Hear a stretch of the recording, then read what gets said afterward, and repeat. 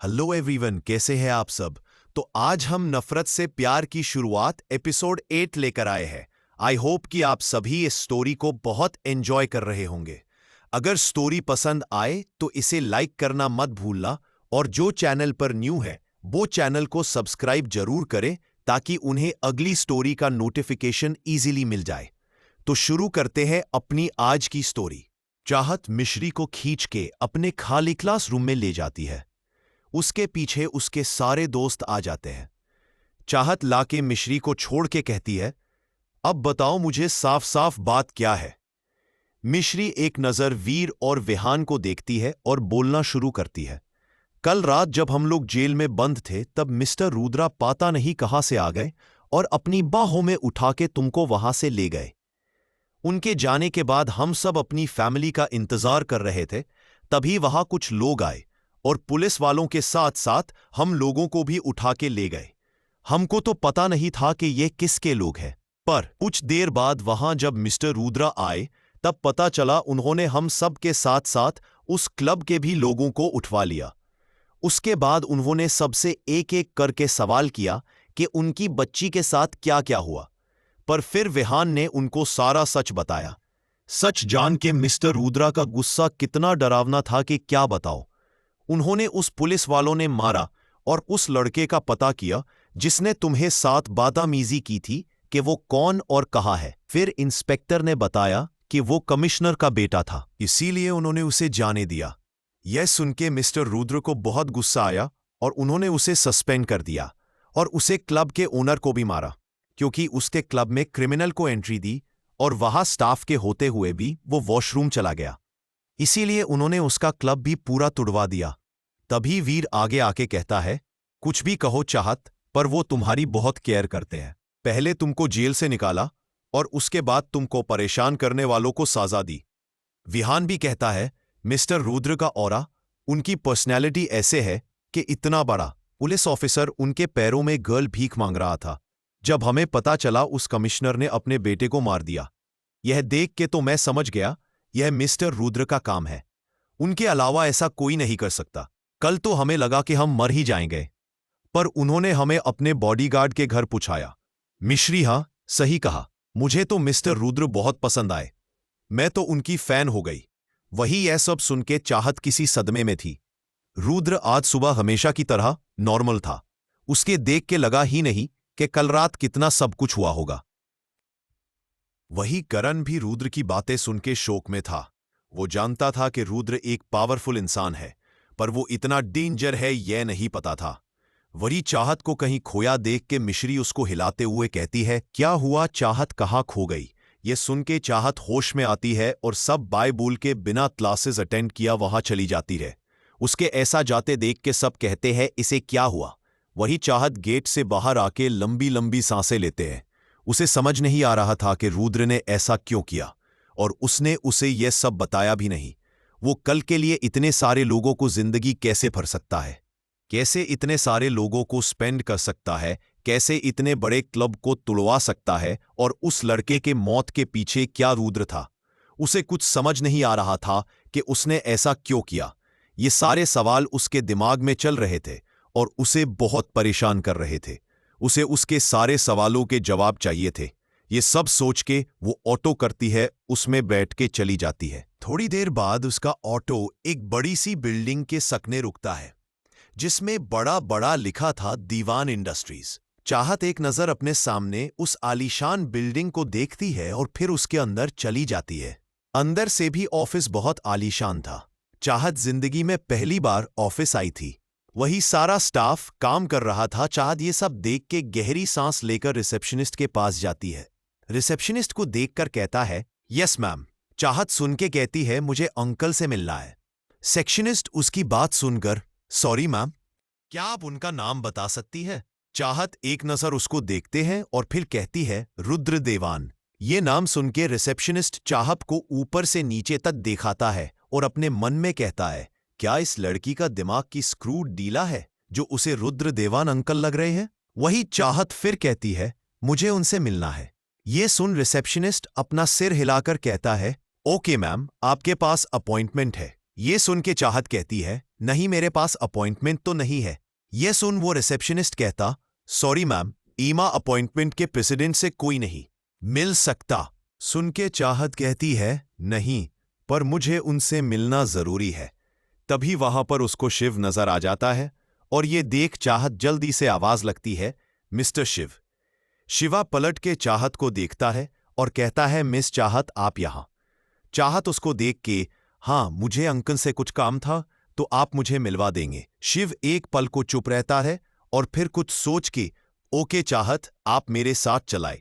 ये कहकर वह उसे अपने साथ ले जाता है और रुद्र के केबिन के बाहर छोड़कर कहता है, आप अंदर जा सकती हैं, प्रेसिडेंट आपको अंदर मिलेंगे। ये कह के वह वहां से चला जाता है। वही अब चाहत जो गुस्से में रुद्र से मिलने आई थी, उसका गुस्सा अब उसके डर में बदल गया था। कहने को वो कितनी भी स्ट्रांग क्यों ना हो, पर सच में उसे सबसे ज्यादा डर रुद्र से ही लगता था। काफी देर खड़े रहने के बाद वो अपने आप को हिम्मत दिला के केबिन का डोर खुलती है और अंदर जाती है, पर वो अपने सामने देख के हैरान हो जाती है क्योंकि केबिन में कोई नहीं था। ये देख वो कहती है, अंकल कहाँ है? तभी वॉशरूम का दरवाजा खुलता है और रुद्र आता है। चाहत एक नजर रुद्र को देखती है तो देखती रह जाती है। इस वक्त रुद्र के शर्ट की स्लीव्स फोल्ड थी और शर्ट के ऊपर के 2 बटन खुले थे, जिस वजह से उसका चेस्ट साफ दिख रहा था। वही रुद्र अपने सामने चाहत को देख के हैरान था। वो चल के उसके पास जाता है, पर जैसे चाहत की नजरें खुद पे पता है तो उसके चेहरे पर एक स्माइल आ जाती है और वो जानबूझ के उसके काफी करीब जाके खड़ा हो जाता है और उसके सामने चुटकी बजा के कहता है, क्या हुआ बच्चा? वही चाहत जल्दी से होश में आती है और रुद्र के खुद के इतना करीब देख के डर जाती है। इस वजह से उसका बैलेंस बिगड़ जाता है और वो गिरने लगती है। ये देख रुद्र उसकी कमर को कस के पकड़ लेता है और खुद से चिपका लेता है। रुद्र की टच से चाहत के दिल की धड़कनें बढ़ जाती है। वो रुद्र से खुद छुड़ाते हुए कहती है, अंकल अभी क्या कर रहे हैं? छोड़िए मुझे। रुद्र और उसको खुद से चिपता हुए कहता है, अगर मैंने छोड़ दिया तो तुम गिर जाओगी। यह कह के वक्त उसकी आवाज में कुछ अलग था, जो कहता को बेचैन करने के लिए काफी था। चाहत कंप्यूटर की बात सुनकर, ठीक है पर अब मैं नहीं करूंगा, छोड़ दीजिए। यह सुन रुद्र उसे से सही से खड़ा करता है और कशिश एकदम से 2 कदम पीछे हो जाती है। रुद्र उसके ऐसे दूर जाता देख स्माइल करता है। वही चाहत बिल्कुल चुप रहती है। यह देख रुद्र उसके पास जाके अपने हैंकी से उसका पसीना हुए कहता है, क्या हुआ तुम्हें? एसी में भी इतना पसीना क्यों आ रहा है? यह देख चाहत अपना पसीना साफ करते हुए कहती है, नहीं नहीं कुछ नहीं, मैं ठीक हूं। यह सुन रुद्र एक नजर चाहत को ऊपर से लेकर नीचे तक देखा है और फिर जाकर अपनी चेयर पर बैठ जाता है। चाहत वहीं चुपचाप अपनी जगह खड़ी रहती है। कुछ मिनट गुजारने के बाद रुद्र अपना अपना लैपटॉप बंद करते हुए कहता है, क्या तुम यहां इतने दूर खड़े रहने आई हो? वही चाहत रुद्र की नजदीकी में इतना खो गई थी कि वो सब भूल गई थी कि वो यह IQ है। रुद्र की बात सुन के चाहत उसके पास आके कहती है, नहीं मुझे कुछ पूछना था आपसे।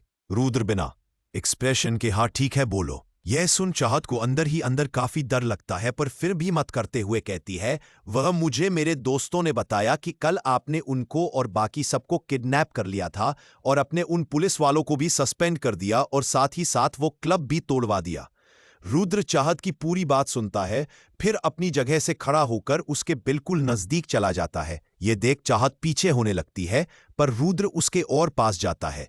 चाहत 1 कदम पीछे होते तो रुद्र 2 कदम पास आता है। ऐसी करते करते चाहत दीवार से टकरा जाती है। अब उसके पास पीछे जाने का रास्ता नहीं था। वही रुद्र उसके बेहद नजदीक जाता है और उसके अगल बगल दोनों अपने हाथ रख लेता है। रुद्र चाहत के बेहद नजदीक खड़ा था। चाहत की सांसें हल्की तेज चल रही थी। वही रुद्र चाहत की आंखों में आंखें डाल के कहता है, हाँ तो क्या कह रही थी तुम कि मैंने उन सबको क्यों किडनैप किया? ये सुन चाहत अपना सिर हाँ मैं हिला देती है। यह देख रुद्र कहता है, वो पुलिस वाले गलत कर रहे थे। वो हमेशा क्रिमिनल का साथ देता था। वो 1 नंबर का करप्ट इंस्पेक्टर था, इसलिए मैं उसे सस्पेंड करा दिया। और बात रही क्लब, तो वो मुंबई का बेस्ट क्लब था, पर वहां की सिक्योरिटी बहुत खराब थी। तभी तो एक लड़का लेडीज वॉशरूम में चला गया, इतने गार्ड और स्टाफ होते के साथ। उसकी बात सुन के चाहत की आंखें फेल गई। उसे नहीं पता था कि वो पुलिस वाला इतना खराब था। तभी वो कहती है, पर आप उसे एक चांस देते, क्या पता वो सुधार जाता। अब उसके पास कोई नौकरी नहीं है, वो अपना परिवार कैसे चलाएगा, और उस लड़के को अपने क्यों मारा। यह सुन के रुद्र के चेहरे पर गुस्सा आ जाता है और आंखें लाल हो जाती है। वो चाहत के दोनों बाजू को कस के पकड़ लेता है, दांत पीसते हुए कहता है, क्या कहा तुमने कि उस लड़के को क्यों मारा? मारता नहीं तो क्या उसकी आरती करता? भूल गई उसने तुम्हारे साथ क्या कर है। अगर तुम्हारे दोस्त ना आते तुम है बचाने, तो पता नहीं अब तक क्या हो गया होता। वही चाहत के बाजू में बहुत दर्द हो रहा था। रुद्र ने इतने कसके जो पकड़ा था, दर्द से उसकी आंखों में आंसू आ जाते हैं। उसके आंसू देख रुद्र उसको छोड़ देता है और उसे पीट करके खड़ा हो जाता है। वही चाहत जोर से रोने लगती है और उसकी आवाजें केबिन में गूंज रही थी। रुद्र खुद को शांत करके उसकी तरफ पलट के उसको देखता है, फिर उसके आंसू साफ करके कहता है, स्टॉप क्राइंग बच्चा। चाहत उसका हाथ जाते के कहती है, बंद करिए अपना नाटक। पहले खुद तकलीफ देते हैं, फिर आंसू भी साफ करते हैं। क्या हासिल करना चाहते हैं आप ये सब करके? हाँ बोलिए, मेरे दोस्तों को कैद करके, उन पुलिस वालों को सस्पेंड करके और उस लड़के को मार के क्या साबित करना चाहते हैं? क्या आप बहुत अच्छे हैं, आपको मेरी बहुत फिक्र है। अरे आपसे बेहतर तो वो लड़का था, कम से कम वो अच्छे होने का नाटक तो नहीं करता, पर आप तो उससे भी गए गुजरे हैं। जस्ट शट अप, रुद्र चीख के चाहत से कहता है। वही चाहत को बहुत गुस्सा आ रहा था, उसकी वजह से उसकी आंखें भी लाल थी। वही वो रुद्र को घूर के देखती है। वही रुद्र कस के उसके बाल पकड़ के कहता है, अब एक शब्द और नहीं। और क्या कहा वो लड़का मुझसे बेहतर है? वो तुम्हारा रेप करने जा रहा था और वो तुमको बेहतर लगता है। चाहत खुद को छोड़ते हुए कहती है, हाँ है वो बेहतर आपसे। और क्या कहा वो रेप करना चाहता था? अरे तो कर लेता है, इससे आपको क्या? आप होते कौन है किसी को साझा देने वाले? उसने मेरे साथ बुरा किया था तो आपको किसने राइट दिया मेरे फैसले लेने का? वही चाहत का कहा एक एक शब्द रुद्र के दिल को चन्नी कर रहा था। वो गुस्से में अपना एक हाथ टेबल मार देता है, जिससे उसके हाथ से खून बहने लगता है। वो उसी हाथ से चाहत के जबड़े को कस के पकड़ के चीखते हुए कहता है, क्या कहा तुमने? मैं होता कौन हूं तुम्हारे फैसले लेने वाला? मैं तुम्हारा सब कुछ हूं, तुम्हारी जिंदगी और मौत का मालिक हूं मैं।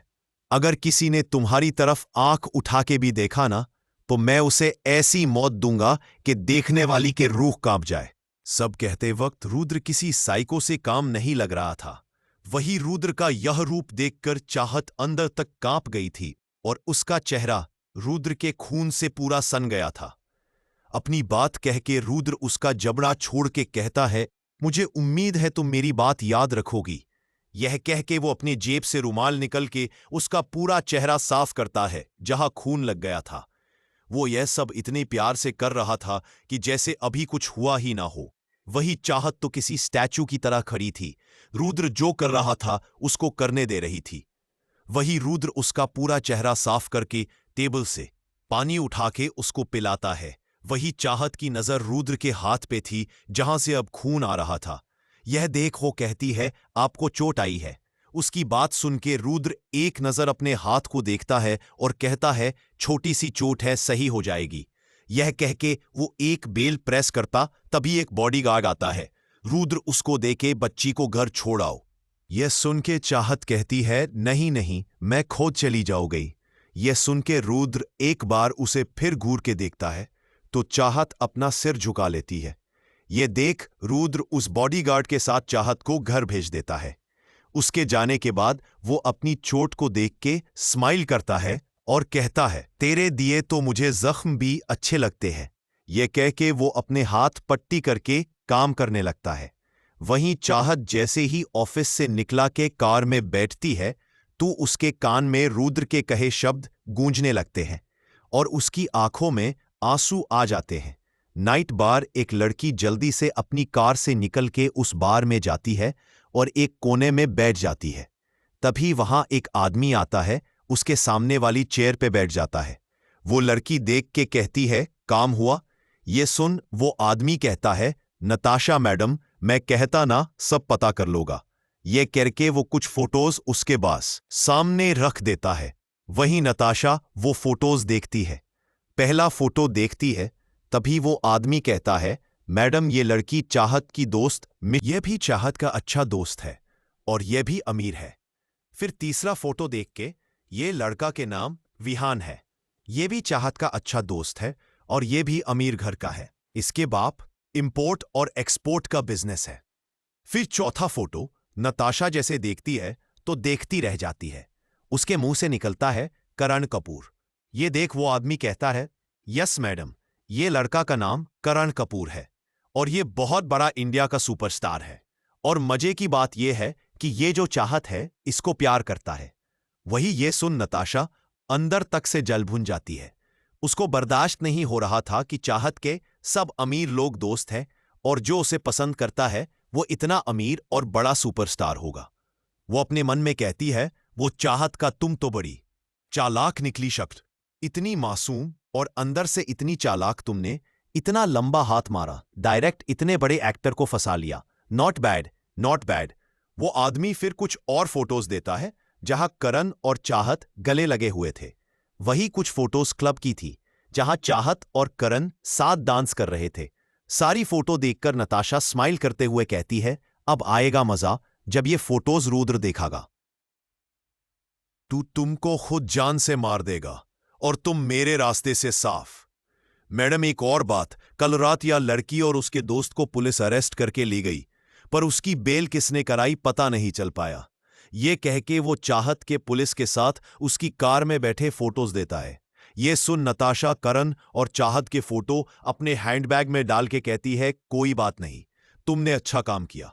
ये कह के वो उसे और पैसे दे के कहती है, मुझे ऐसी ही और इन्फॉर्मेशन लाके दो। ये कह के वो वहां से चली जाती है। वही चाहत घर आके अपने कमरे में जाकर रोने लगती है। उससे ऐसा लगता है कि जब आपके पास है रहा था जैसे कोई उसकी अब मर्जी भी छीन रहा हो। वो एक पिल्लो उठाकर उसको फेंकते हुए कहती है, नहीं अंकल, मैं आपकी बात नहीं मानूंगी। ये मेरी जिंदगी है, मैं जैसे चाहूं वैसे जीऊंगी। आप अपनी मर्जी मुझ पे नहीं थोप सकते। आपको मेरी जान लेनी है तो ले ले, पर मैं किसी की कठपुतली बन के नहीं रहूंगी। ऐसे ही वक्त गुजर जाता है और रात हो जाती है। आधी रात को रुद्र घर आता है और अपने रूम में जाने की जगह वो चाहत के कमरे में जाता है, जो आराम से पिल्लो को अपने सीने से लगाए सो रही थी। वही रुद्र जब चाहत को देखता है तो उसके दिल में सुकून आ जाता है, पर जैसे ही उसकी नजर उस पिल्लो पे जाती है तो उसकी आंखें गुस्से से भर जाती है। वो जल्दी से चाहत से वो पिल्लो छीन लेता है। वो उस पिल्लो को नफरत की नजर से घूर रहा था और फिर उठाकर खिड़की से बाहर फेंक देता है। वही चाहत गहरी नींद में थी। यह देख रुद्र उसकी बगल में बैठ के, तुम्हारे इतने करीब आने का हक मैं किसी को नहीं देता, और अगर कोई भी तुम्हारे इतने करीब आया तो मैं उसे मार दूंगा। फिर उसका सिर सहलाते हुए, उम्मीद करता हो तुम मेरी बात अच्छे से समझ जाओ, वरना अगर तुमने मेरी बात नहीं मानी तो तुम्हारे साथ मैं क्या कर बैठूंगा मुझे खुद नहीं पता। इसलिए तुम्हारी भलाई इसी में, तुम सारे लड़कों से दूर रहो। यह कह के वो सिर को थपथा के वहां से चला जाता है। वही चाहत अपने सपनों की दुनिया में खोई थी। अगली सुबह चाहत की आंख रोज की तरह अपने वक्त खुलती है। वो फिर बाथरूम में शॉवर लेती है और तैयार होकर बाहर आती है। वही आज डिनिंग टेबल पे कोई नहीं था। तभी वहां रुद्र और नाश्ता उसके मॉम डैड आते हैं। चाहत रुद्र को देख के अपने मन में कहती है, मैं आपकी बात हरगिज नहीं मानूंगी, मैं अपनी लाइफ अपनी मर्जी से जियूंगी। वही नताशा आज चाहत को देखे के स्माइल कर रही थी। उसकी स्माइल देख के चाहत को कुछ अजीब सा लगता है, पर वो उस पे ज्यादा गौर न करते हुए अपना नाश्ता खत्म करके कॉलेज के लिए निकल जाती है। वो कॉलेज जाती है और अपने क्लास लेने लगती है। तभी हमेशा की तरह मिश्री लेट आती है। फिर दोनों अपने क्लास लेती है। क्लास ओवर होने के बाद मिश्री चाहत से कहती है, चाहत ये बता, कल तुझे क्या हो गया था तो ऐसे क्यों गई? ये सुन के चाहत कहती है, कुछ नहीं, बस कुछ काम याद आ गया था। अब चल बाकी सबसे जाके मिलते हैं। ये कह के वो वहां से कैंटीन चली जाती है। चाहत और मिश्री दोनों ही जब कैंटीन जाते हैं तो उन्हें वहां कोई नजर नहीं आता है। इनफैक्ट कैंटीन नॉर्मल डेज के मुकाबले आज काफी ज्यादा खाली थी। यह देख चाहत कहती है, यार आज यहाँ इतना सन्नाटा क्यों है? यह सुन मिश्री भी, हाँ यार इतना सन्नाटा, ऊपर से आज ये लोग भी कहीं दिखाई नहीं दे रहे हैं। तभी चाहत को वीर आते दिखाई देता है। दोनों उसके पास जाके कहते हैं, कहाँ थे तुम लोग आज, और तुम्हारा फेस इतना उतारा क्यों है? वहीं वीर का चेहरा उतारा है था। वो पास वाली कुर्सी पे बैठ के कहता है, यार वो नेक्स्ट वीक से हम सबके एग्जाम है। यह सुन मिश्री ओके, फिर एकदम चीख के, क्या कहा तुमने, फिर से कहना। यह देख वीर बुरा सा मुंह बना के कहता है, हाँ सही सुना तुमने, हमारे एग्जाम स्टार्ट है। तभी वहां करण और विहान भी आके बैठ जाते हैं और उन लोगों के फेस पे 12 बज रहे थे। वीर की बात सुन के मिश्री कहती है, ओ गॉड एग्जाम आ गए और मेरी तो कोई तैयारी भी नहीं है, अब मैं क्या ही करूंगी, और कह के रोने लगती है। वही विहान उसके मुंह पे टिश्यू डाल के कहता है, बंद कर अपना ये रोना धोना, एग्जाम सिर्फ तेरे अकेले के नहीं आए हैं, हम सबके आए हैं, और मैंने तो अब तक बुक्स भी नहीं ली है। यह सुन वीर कहता है, अरे तो बुक्स ले भी लेगा, पर मुझे तो ये भी नहीं पता कि मेरे सब्जेक्ट क्या क्या है। वही उन सब की बातें चाहत सुन के हैरान थी। वो कहती है, ये सब क्या बोल रहे हो तुम लोग? ये देख करण कहता है, हाँ चाहत मुझे पता है तुम भी हम सबकी तरह सदमे में हो, पर तुम परेशान ना होना, मैं कुछ भी करके तुमको पास कराऊंगा। वही ये वीर विहान के गले लग के लेट है, यार चाहत का तो हमसे बुरा हाल हो गया है, मुझसे ये सब नहीं देखा जाएगा।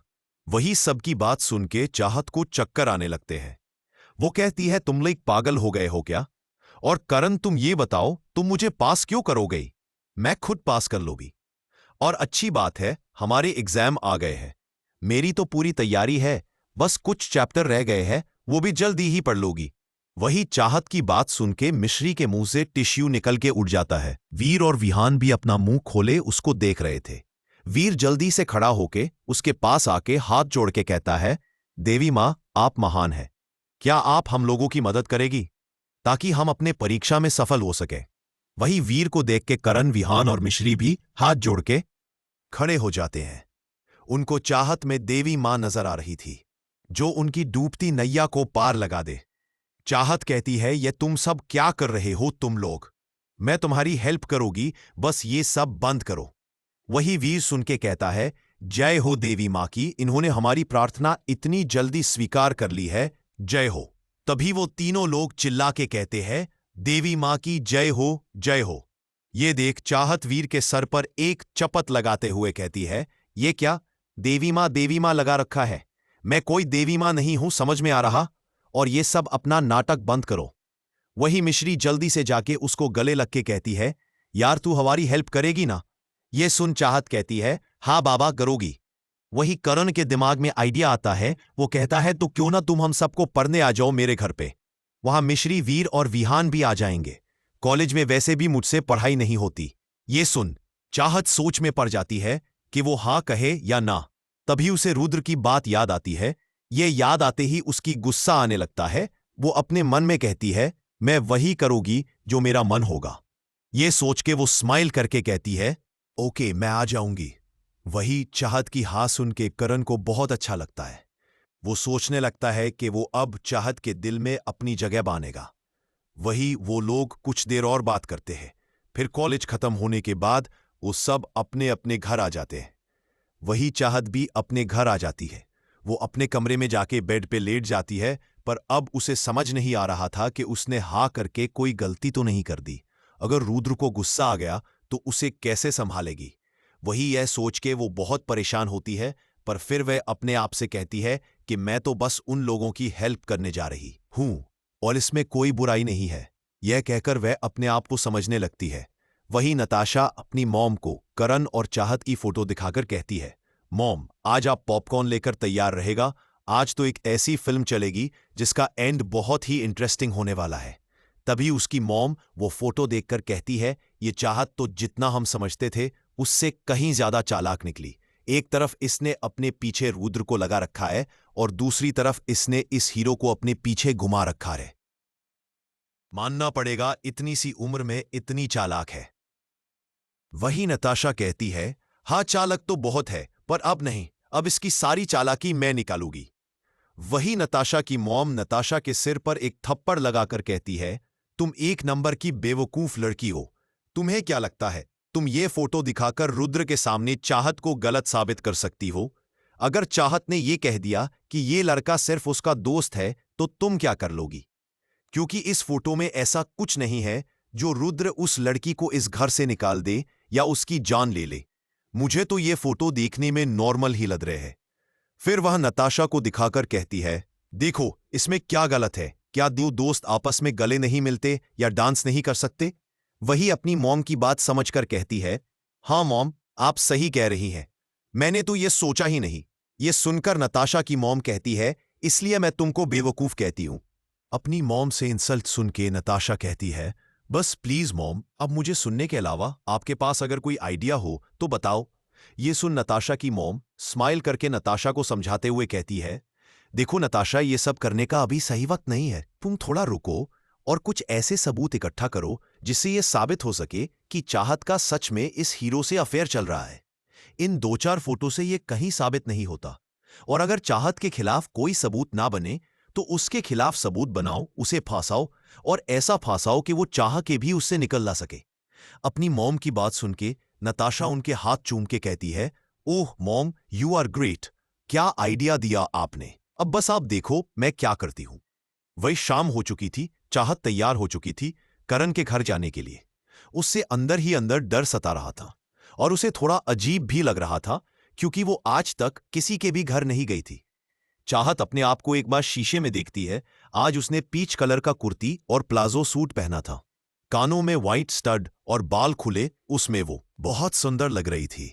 तभी उसके पास मेड आके कहती है, आपसे मिलने आपकी दोस्त आई है। यह सुन चाहत अपना बैग लेके उसके साथ चली जाती है। बाहर उसके गेट पे मिश्री इंतजार कर रही थी। चाहत उसके पास जाती है, फिर मिश्री और वो करण के घर के लिए निकल जाती है। करण का घर ज्यादा दूर नहीं थी, थोड़ी ही देर में वो लोग पहुंच जाते हैं। कपूर प्लेस, एक बगले पे बड़ा बड़ा कपूर प्लेस लिखा था। उसकी कार उस प्लेस में जाके रुकती है। मिश्री और चाहत उस पल्स पे उतर के अंदर जाती है। प्लेस अंदर से बहुत सुंदर था। मिश्री देख के कहती है, वाओ कितना प्यारा है। वही चाहत भी कहती है, हाँ बहुत प्यारा है। वही वहां एक मेड आती है और दोनों को सोफे पे बिठा के जूस दे के चली जाती है। यह देख चाहत कहती है, मिश्री ये करण कहाँ है? हमको अपने घर बुला के खुद गायब है। तभी पीछे से आवाज आती है, आप हमें याद करें और हम ना आए, ऐसा कैसे हो सकता है? चाहत पलट के देखती है तो करण सीढ़ियों से उतर के नीचे आ रहा था। करण जैसे चाहत को देखता है तो देखता रह जाता है, वो लगी इतनी प्यारी रही थी। करण नीचे चाहत के पास आके खड़ा हो जाता है और उसे बहुत प्यार भरी नजरों से देखने लगता है। उसकी नजरों में जो प्यार था वो चाहत भी देख पा रही थी और यह देख के उसके दिल में शूर होने लगता है। तभी मिश्री आके कहती है, अरे यार, क्या अब तुम दोनों एक दूसरे को ऐसे देखते ही रहोगे क्या? यह सुन चाहत करण से दूर होके कहती है, चलो पढ़ाई करते हैं और फिर मुझे जल्दी घर भी जाना है। यह सुन करण कहता है, ओके, पर वीर और विहान आ जाए फिर एक साथ पढ़ाई करते हैं। यह सुन चाहत कुछ कहती, तभी बीच में करण उसको टोक के कहता है, तुम बैठो तो पहले, और यह कह के चाहत को वापस सोफे पे बिठा देता है। तभी वहां पे एक औरत आती है। उनकी साड़ी बहुत कीमती थी, दिखने पे काफी स्टाइलिश लग रही थी। उनका रंग गोरा, बड़ी बड़ी नीली आंखें, वो दिखने में बहुत ही सुंदर थी। वो आके कहती है, हेलो गर्ल्स। चाहत और मिश्री उन देख के खड़ी होके कहती है, हेलो।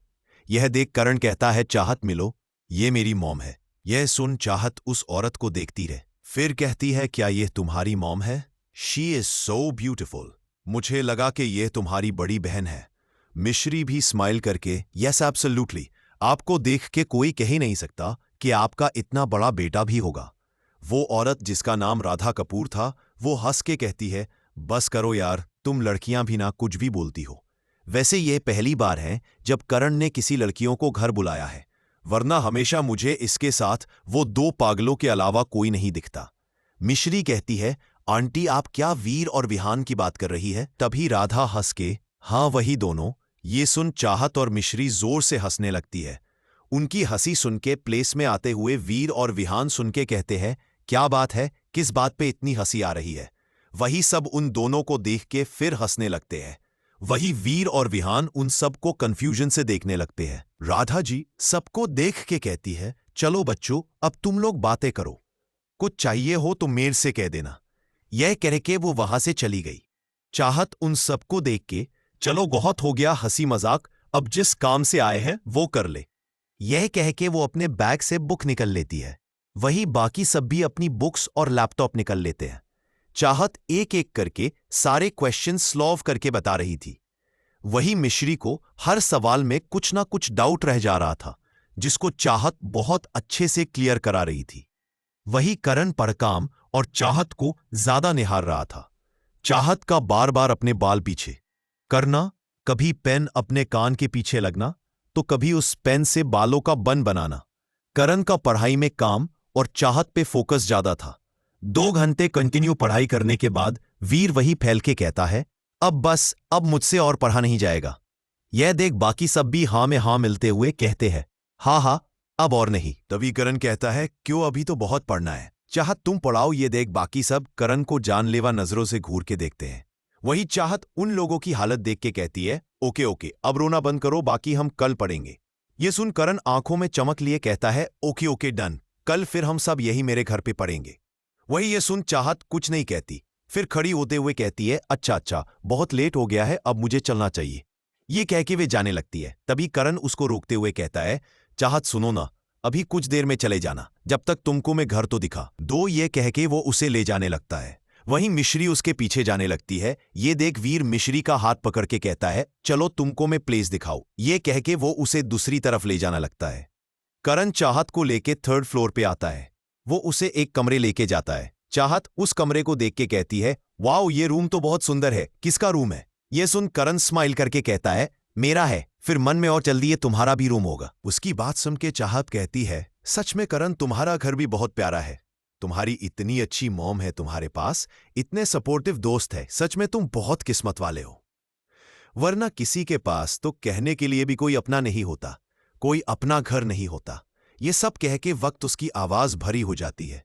ये देख करण चाहत के कंधे पे हाथ रख के कहता है, क्या बात है चाहत, तुम ऐसा क्यों कह रही हो? ये सुन चाहत जल्दी से अपने आंसू पूछ के कहती है, कुछ नहीं, बस ऐसी, चलो नीचे चलते हैं, सब इंतजार कर रहे होंगे।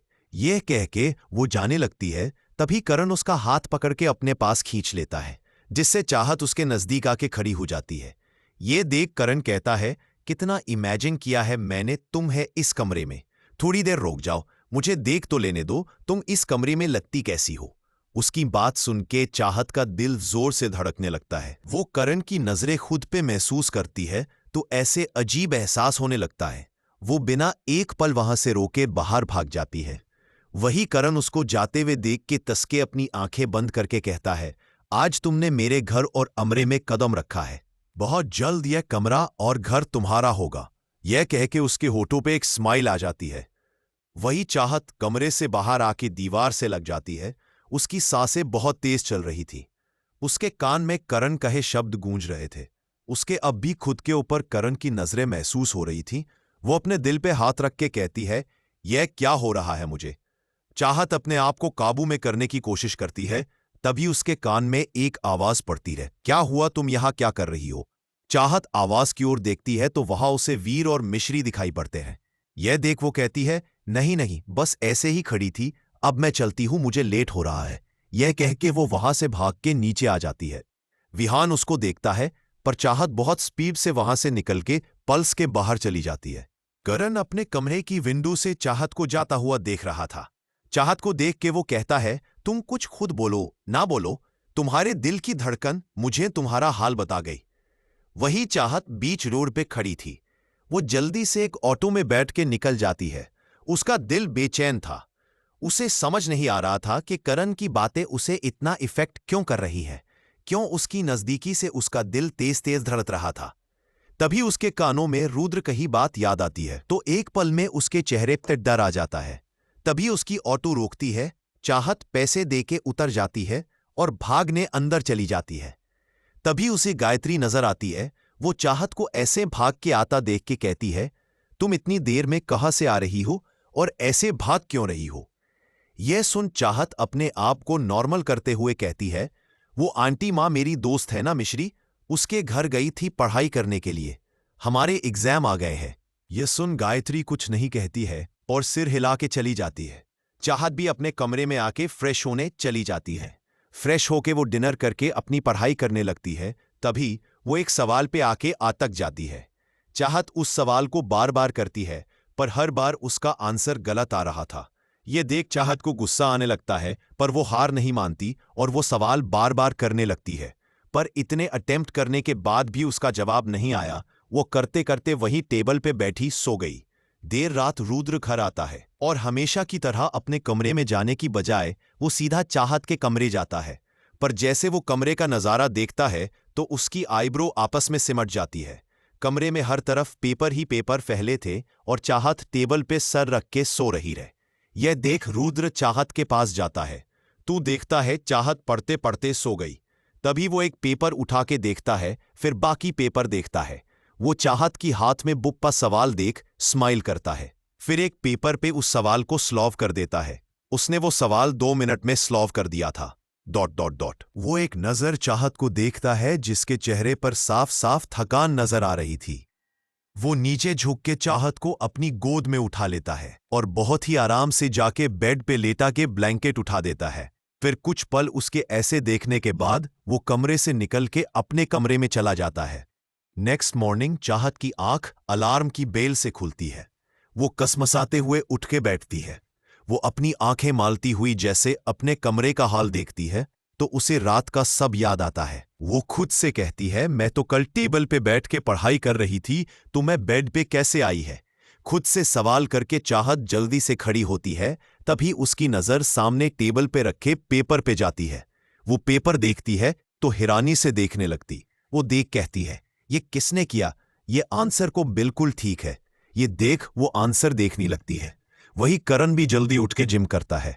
1 घंटा जिम करने के बाद करण अपने कमरे में आके तैयार होता है और नीचे आके नाश्ता करने लगता है।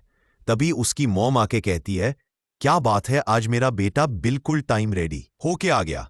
क्या बात है? ये सुन करण स्माइल करके कहता है, वो मॉम एग्जाम स्टार्ट होने वाले हैं। मेरी दिल की बात ऐसे कैसे जान लेती है? यह सुन राधा करण के सिर पे हाथ फेर के कहती है, मैं नहीं जानूंगी तो कौन जानेगा। मां हूं मैं तेरी, और वैसे भी मुझे चाहत पसंद आई है। करण यह सुन के अपनी मॉम को गले लगा के कहता है, आह मॉम, सच में आपको चाहत पसंद आई है। मैं यही सोच रहा था कि आपको चाहत कैसी लगी होगी। You are great mom, Karan smile करते हुए कहता है। वही राधा कहती हैं, बस करो अब तुम, और मुझे यह बताओ कि कब चाहत को प्रपोज करने वाले हो, ताकि मैं भी सबको बता सकूं कि मेरे बेटे का रिश्ता देवान खानदान में जुड़ रहा है। तुम देखना, मिसेस कश्यप तो यह सुनकर जल भुन जाएंगी, और उनकी वो बेटी भी जो तेरे आगे पीछे घूमती है। हाय, कितना मजा आएगा। अपनी मॉम की बात पर करण हंसते हुए कहता है, ओ गॉड मॉम, आप अभी से यह सब सोचने लगी? अभी इसमें बहुत वक्त है। राधा मुंह बनाते हुए कहती है, बस कर अब, और तुझे अब देर नहीं हो रही है? जा जल्दी कॉलेज, चाहत भी आ गई होगी। यह सुन करण टाइम देखते हुए कहता है, हाँ मॉम, मुझे लेट हो जाएगा। अच्छा मैं चलता हूं। यह कहकर वह वहां से चला जाता है। वही राधा कहती हैं, बस एक बार चाहत मेरी घर की बहू बन जाए, फिर देवांश की पावर हमारे साथ होगी तो सब हमारे कदमों में होंगे। यह कहकर वह स्माइल करने लगती है। वही चाहत तैयार होकर बाहर जाती है तो टेबल पर कोई नहीं था। यह देख चाहत टेबल पर बैठकर अपना नाश्ता निकालकर करने लगती है। तभी एक आवाज आती है, तुम्हारे एग्जाम कब से हैं? यह सुन चाहत देखती है तो रुद्र वही खड़ा था।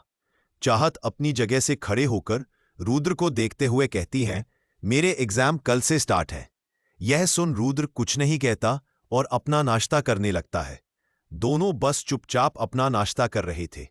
चाहत नाश्ता करके जाने लगती है, तभी एक बार फिर उसे आवाज सुनाई देती है, कहीं जाने की जरूरत नहीं है, वापस अपनी जगह पर बैठो। चाहत एक बार फिर रुद्र को देखती है, पर इस बार वह उसे सवालिया नजरों से देखती है। रुद्र उसे बैठने का इशारा करता है।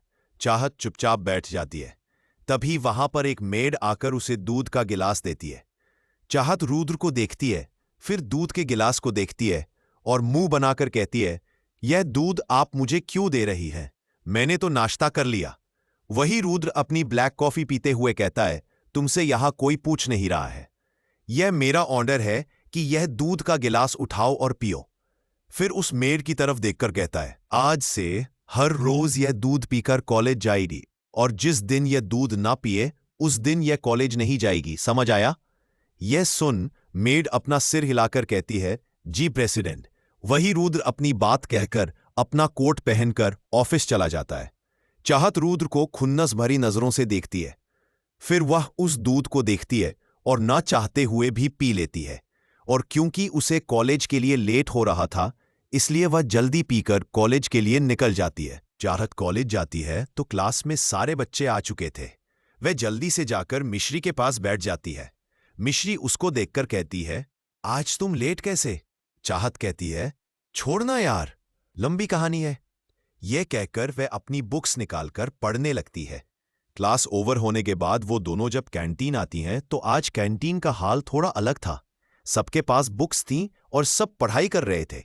कोई फोकस के साथ पढ़ रहा था तो कोई मजबूरी में। वही करण, वीर और विहान के हाथ में भी बुक्स थीं। मिश्री और चाहत उनके पास आकर कहती है, अच्छा तो पढ़ाई हो रही है। यह सुन वीर बुरा सा मुंह बनाकर कहता है, हो कहाँ रही है, जबरदस्ती करनी पड़ रही है। पता नहीं ये एग्जाम का आइडिया किसना का था। एक बार पता चल जाए तो सेल में जाकर उसके घर में पीटूंगा। यह सुनकर मिश्री और चाहत हंसने लगती हैं। तभी विहान कहता है, वैसे चाहत तुम सच में बहुत इंटेलिजेंट हो। तुम्हारा पढ़ाया मुझे बहुत अच्छे से समझ आया। यह सुन चाहत स्माइल कर देती है। वही करण कहता है, पर चाहत अभी भी काफी कुछ समझना है, तो तुम आ जाओगी ना? चाहत को करण की कल की बात याद आ जाती है, पर फिर एक नजर सबको देखकर हाँ कर देती है। यह सुन करण के चेहरे पर स्माइल आ जाती है। सब लोग काफी देर बातें करते हैं, कॉफी पीते हैं, फिर सब अपने घर चले जाते हैं। वही रुद्र ऑफिस में रोहित को बुलाकर कहता है, कल से बच्ची के एग्जाम शुरू है, तो जो भी उसकी जरूरत की चीजें हैं उसको दिला देना। यह सुन रोहित हाँ में सिर हिलाकर चला जाता है। वही रुद्र अपने काम में लग जाता है। तभी उसके पास शिव आकर कहता है, प्रेसिडेंट, हमारे लंदन वाली ब्रांच में एक बड़ी प्रॉब्लम हो गई है और यह प्रॉब्लम सिर्फ आप ही सॉल्व कर सकते हैं, वरना हमें काफी ज्यादा लॉस हो जाएगा। यह सुन रुद्र कुछ देर सोचकर कहता है, ठीक है, जेट रेडी करो, हम आज रात ही लंदन के लिए निकलेंगे। यह सुन शिव हाँ कहकर वहां से चला जाता है। वही शाम हो रही थी। चाहत तैयार होकर बाहर आती है। मिश्री उसका वेट कर रही थी। चाहत उसके साथ निकल जाती है। रास्ते में मिश्री कहती है, यार चाहत, तुझसे एक बात पूछनी है, अगर तुझे बुरा न लगे तो पूछूं?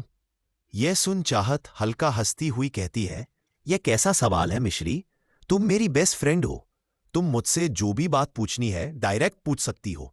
यह सुन मिश्री स्माइल करती है, फिर कहती है, एक बात बताओ, क्या तुम करण को लाइक करती हो? मिश्री की बात सुन चाहत एकदम चौंक जाती है और कहती है, मिश्री यह कैसा सवाल है? मिश्री कहती है, जो पूछा है पहले उसका जवाब दो चाहत। क्या तुम करण को लाइक करती हो? यह सुनकर चाहत की धड़कनें तेज हो जाती हैं। वो अपनी आंखें कसकर बंद करके कहती है, नहीं, ऐसा कुछ नहीं है। यह सुन मिश्री कहती है, पर चाहत, करण तुझे लाइक करता है, इनफैक्ट वो तुझे प्यार करता है। चाहत सुनकर एकदम कहती है, नहीं नहीं, ऐसा कुछ नहीं है, तुझे बस गलत फहमी हुई है, हम बस अच्छे दोस्त हैं, इससे ज्यादा कुछ नहीं। मिश्री हल्का सा हंसकर कहती है, गलत फहमी मुझे नहीं तुझे हुई है, जो तू अब तक जान नहीं पाई। मैंने करण की आंखों में देखा है तेरे लिए प्यार, और क्या तुझे नहीं दिखता कि कैसे वो तेरी केयर करता है, तेरी हर बात सुनता है। आज तक करण कपूर ने किसी भी लड़की से सीधे मुंह बात नहीं की है। वो इंसान तेरे आगे पीछे घूमता है। आज तक कितनी भी बड़ी लड़ाई होने पर करण कभी नहीं झुका, कभी किसी को सॉरी नहीं बोला। वो इंसान छोटी छोटी बात पर तुझे सॉरी बोल देता है। यह प्यार नहीं तो क्या है? मिश्री की बात सुनकर चाहत के दिल में एक अलग सी हलचल होने लगती है। यह एहसास उसे पहले कभी नहीं हुआ था। उसकी आंखों में आंसू आ जाते हैं। मिश्री चाहत को रोता देख अपनी कार रोककर कहती है, क्या हुआ चाहत, तुम रो क्यों रही हो? वही चाहत अब जोर से रोने लगती है। उसे समझ नहीं आ रहा था कि उसे रोना क्यों आ रहा है। मिश्री उसके आंसू साफ करते हुए कहती है, यार चाहत, प्लीज मत रो, मुझे जो लगा, जो दिखा, को बोल दिया, तुमको बुरा लगा हो तो सॉरी। चाहत उसे गले लगाकर कहती है, तुम सॉरी मत बोलो, इसमें तुम्हारी गलती नहीं है। फिर अलग होकर कहती है, मेरे और करण की दुनिया बहुत अलग है, हमारे रास्ते और मंजिल दोनों ही अलग है। He is a shining superstar और मैं उसके आगे कुछ नहीं। वो मुझसे कभी प्यार नहीं कर सकता। यह सुन मिश्री कहती है, नहीं चाहत, तुम गलत हो, वो तुमसे बहुत प्यार करता है। जब उस दिन मैच के दौरान तुम्हें चोट लगी थी और तुम बेहोश हो गई थी तो मैंने देखा था। वो अपना मैच बीच में छोड़कर तुम्हारे पास आया था। कितना डर गया था वो, और उस दिन क्लब में कैसे उस लड़के को मारा था। अगर वीर और विहान उसे न रोकते तो वो उसे वहीं मार देता। ये सब सुनकर चाहत को करण के साथ बिताए हर पल याद आने लगते हैं और एक बार फिर उसकी आंखों में आंसू आ जाते हैं। वही करण बार बार अपने दरवाजे को देख रहा था। उसे इंतजार हो रहा था। वो कहता है, अब तक चाहत आई क्यों नहीं? जरूर इस मिश्री की बच्ची की वजह से लेट हो रहा होगा। करण अभी ये सब बोल ही रहा था, तभी वहां पे चाहत और मिश्री आ जाती है। करण चाहत को देख के कहता है, यार आज तुमने लेट कर दिया, मैंने कब से तुम्हारा इंतजार कर रहा था। उसकी बात सुन के चाहत कहती है, अरे बस थोड़ा लेट हो गया, खैर चलो पढ़ते हैं। ये कह के वो आगे चली जाती है। करण को आज चाहत का बिहेवियर में बहुत चेंज लगता है, पर वो एक्सक्वाइडा ना सोचते हुए कहता है, अरे पर वीर और विहान भी आ जाए फिर पढ़ते हैं। वही चाहत जाके सोफे पे बैठ जाती है और बुक्स निकल लेती है जैसे वहां कोई होना। करण उसके पास जाके बैठ जाता है। मिश्री दोनों को देख रही थी। तभी करण के पास एक कॉल आता है। वो एक्सक्यूज मी कह के वहां से चला जाता है। तभी मिश्री चाहत के पास एक कहती है, ये क्या है चाहत, तुम करण को इग्नोर क्यों कर रही हो? देखा नहीं वो कितनी देर से तुम्हारा इंतजार कर रहा था और तुम उसे इग्नोर कर रही हो। ये सुन चाहत गुस्से में अपनी किताब बंद करके कहती है, तुम मैं क्या करूं? मैंने नहीं कहा उससे मेरा इंतजार करे। फिर अपने आप शांत करके कहती है, देखो मिश्री, मेरे और करण के रास्ते अलग अलग है। हमारी दुनिया अलग है। हम लोग सिर्फ दोस्त हो सकते, इसके आगे कुछ नहीं। यह सुन मिश्री पर, क्योंकि चाहत सारी लड़कियां तो पागल है उसके पीछे, और एक तुम हो जो करण जैसे इंसान को छोड़ रही हो। क्या कमी है उसमें? क्यों नहीं करती तुम उसको पसंद? चाहत कहती है, मैं जानती हो करण बहुत अच्छा इंसान है। कोई भी लड़की करण जैसा पार्टनर पाके अपने आप को लकी समझेगी, पर वह मैं नहीं। मेरी जिंदगी वैसे नहीं है जैसे बाकी होती है। मेरे जैसा नसीब किसी का ना हो। उसकी बात सुन मिश्री बहुत कंफ्यूज हो जाती है, पर वो आगे कुछ कहती है। तभी वहां करण आ जाता है। चाहत और मिश्री उसके देख के चुप हो जाते हैं। तभी वहां वीर और विहान भी आते हैं। चाहत उन लोगों को देखकर कहती है, अच्छा हुआ तुम आ गए, चलो पढ़ाई करते हैं। यह सुनकर सब अपने बुक्स निकालकर पढ़ाने लगते हैं। चाहत सब कुछ भूल के अपनी पढ़ाई पर फोकस करती है और हर एक सवाल अच्छे से सॉल्व करके उन सबको बता रही थी। काफी घंटे पढ़ने के बाद जब उन लोगों के सारे क्वेश्चंस कंप्लीट हो जाते हैं तो वीर लेट के कहता है, चलो भाई अब तो मैं कल टॉप करूंगा। आखिर मुझे टॉपर ने जो पढ़ाया है। यह सुन चाहत स्माइल करती है। तभी मिश्री कहती है, वो सब तो ठीक है, पर अगर मुझे कुछ समझ नहीं आया तो मैं क्या करूंगी? इसलिए तू मुझे अपना मोबाइल नंबर दे, ताकि जब मुझे कुछ प्रॉब्लम हो तो मैं तुझसे कॉल करके पूछ लूं। यह सुन चाहत चुप रहती है। यह देख मिश्री कहती रहे, भूलना क्या है नंबर? यह सुन चाहत धीरे से कहती है, मेरे पास मोबाइल नहीं है। यह सुन मिश्री, ओके कोई नहीं। फिर एकदम से चीख के, क्या तेरे पास मोबाइल नहीं है? चाहत अपना सिर हाँ में हिला देती है। तभी करण कहता है, पर क्यों? आजकल तो मोबाइल सबके पास होता है और यह तो हमारी जरूरत है। यह सुन चाहत फेक स्माइल करके, अरे बस नहीं लिया कभी। क्या करती, लेके मैं ज्यादा बाहर जाती नहीं हूं, और जब भी जाती हूं तो बॉडीगार्ड और आंटी मां साथ होती है, तो उसके पास मोबाइल है और घर पे भी बहुत से फोन है, तो बस इसलिए नहीं लिया। उसकी बात सुन के सब अपना सिर हिला के कहे, ओहो अच्छा। तभी मैं सोचो, आखिर आज के जमाने में किसी के पास फोन नहीं, ये कैसे पॉसिबल है?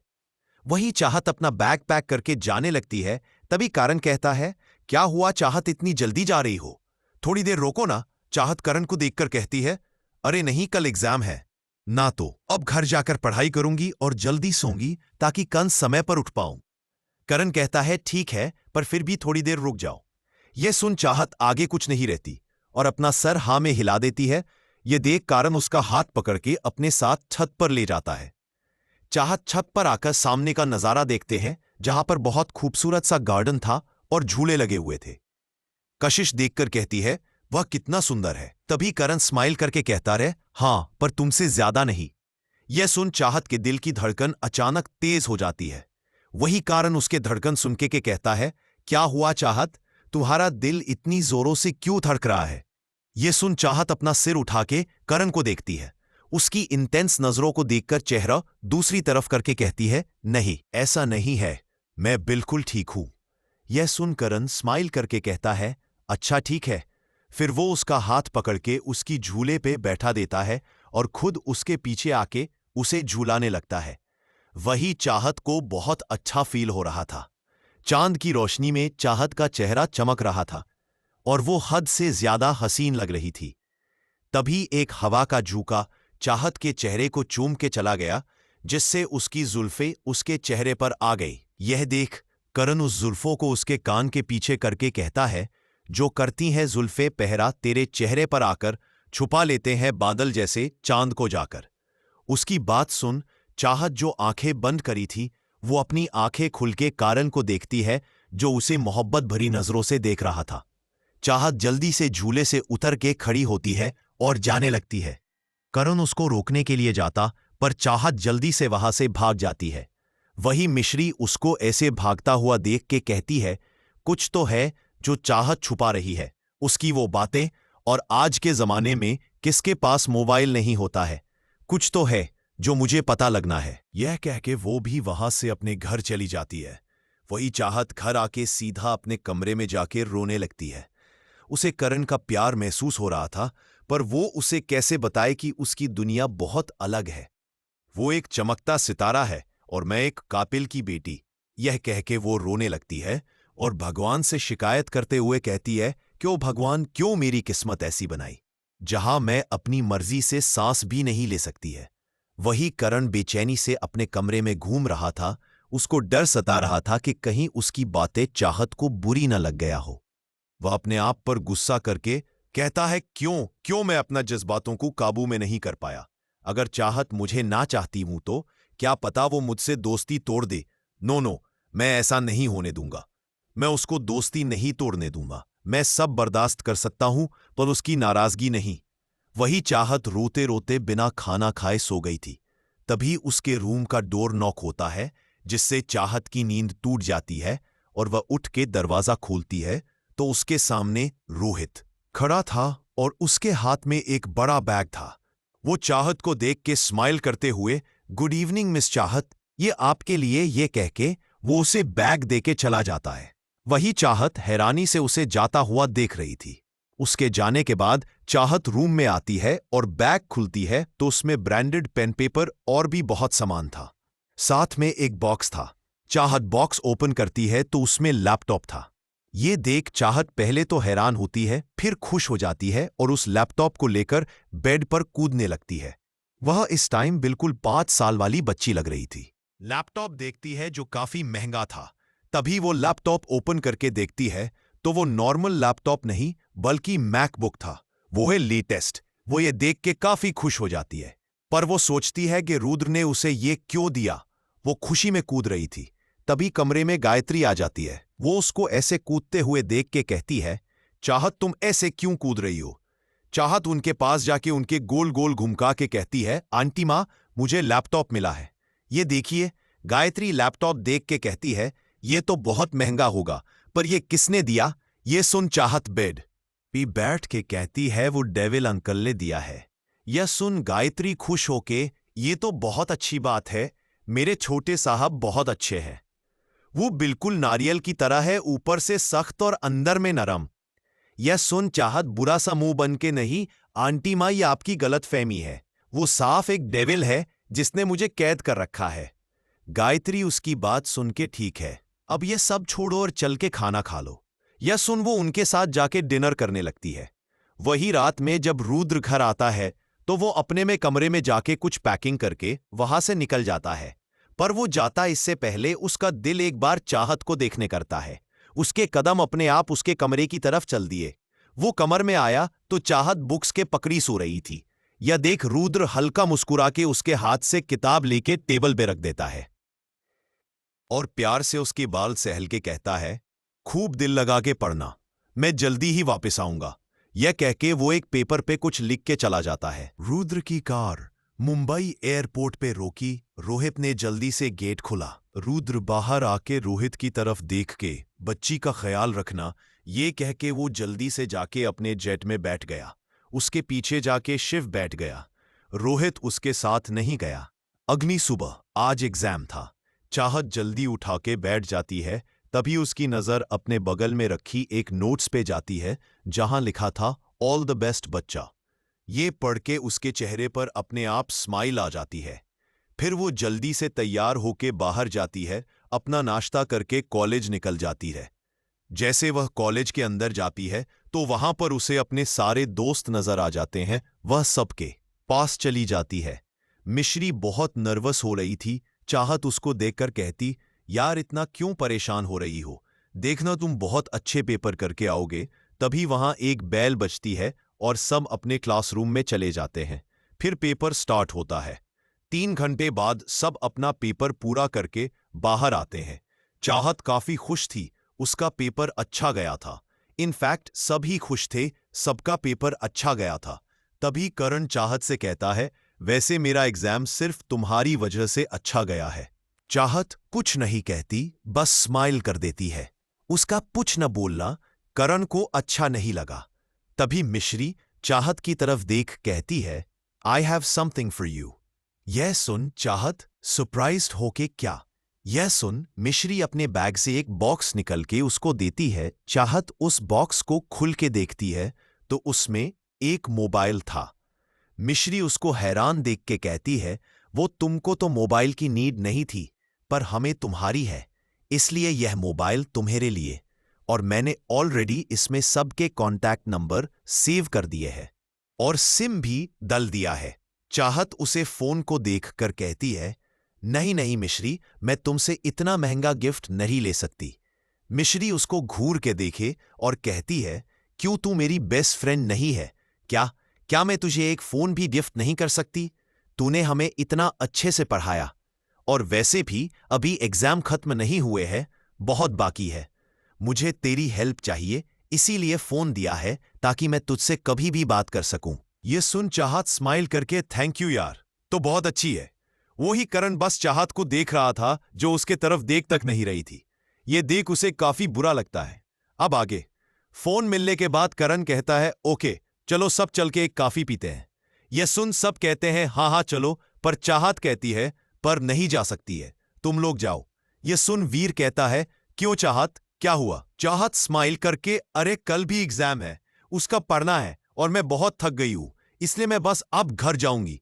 ये सब सुन करण कहता है, पर चाहत सब चल रहे हैं, तुम भी चलो। चाहत बिना उसकी तरफ देखे मिश्री से कहती है, मैं नहीं जा सकती है। ये कह के वो बिना उसकी तरफ देखे वहां से निकल जाती है। वही करण उसको बस जाते हुए देख रहा था, उसे बहुत बुरा फील हो रहा था। वीर और विहान करण को देख के समझ गए थे कि वो अपसेट है। तभी मिश्री स्माइल करके कहती है, करण आपकी प्यार है, पर तुम हार मत मानना। प्यारा का सफर कभी भी आसान नहीं होता है। हजारों मुश्किलों के बाद आपको आपका प्यार मिलता है। तभी तो कहते हैं, ये इश्क नहीं आसन, एक आग का दरिया है, डूब के जाना है। जब तक चाहत को मुझसे प्यार नहीं हो जाता, मैं हार नहीं मानूंगा। यह कह के वो उसके गले लग जाता है। यह देख वीर और विहान भी उसके गले लग जाते ही। वही चाहत कार में बैठी विंडो से बाहर देख रही थी। उसके चेहरे पर कोई भी भाव नहीं था। उसकी कार घर आती है, वो उतर के सीधा अपने कमरे में जाती है और जाके लेट जाती है। उसके अंदर इस वक्त क्या चल रहा था, यह वही जानती थी। लंदन एक शख्स बैठा लैपटॉप पे काम कर रहा था। उसके आस बहुत सी फाइल पड़ी थी। वो आदमी बिना रोक काम कर रहा था। तभी दरवाजा खुलता है और शिव अंदर आके कहता है, प्रेसिडेंट आपकी मीटिंग का टाइम हो गया है।